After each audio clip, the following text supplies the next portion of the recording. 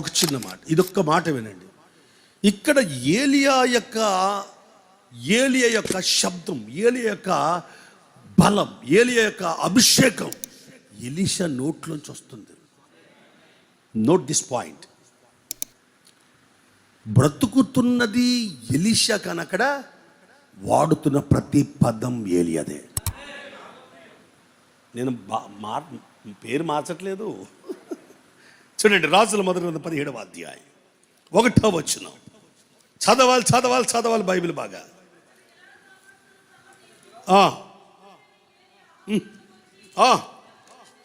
ఎవని సన్నిధిని నేను నిలబడి ఉన్నానో ఆ ఇశ్రాయేలు దేవుడైన ఆ యెహోవా జీవంతో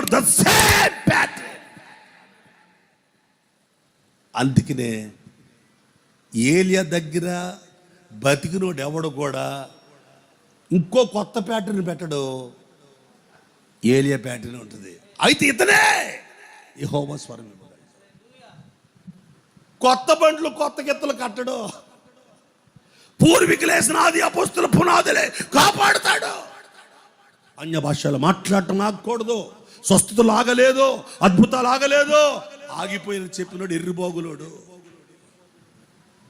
పరిశుద్ధాత్ముడు భూమి మీద ఉన్నంత కాలం ఈ పని జరుగుతూనే ఉంటుంది. పరిశుద్ధాత్ముడు వెళ్ళిపోతే సంఘం కూడా ఎత్తబడదు కనుక అప్పుడు జరగదు. ఇంకా పరిశుద్ధాత్మ దేవుడు ఎత్తబడలేదు, సంఘం ఇంకా భూమి మీద ఉంది. అదే ఫాలో అవ్వండి తప్ప కొత్త ప్యాటర్న్. ఎవరి దగ్గరికి వెళ్తే ఆడి దగ్గర 4 మాటలు నేర్చుకోవడం, యూట్యూబ్లో చెప్పేయటం. సత్యం చెప్పండి, మన ఆది అపోస్తుల పునాదులు నోరే మన మీద ఉండాలా. నువ్వు కొత్త పద్ధతులు మాట్లాడద్దు. ఆ అభిషేకం చాలు.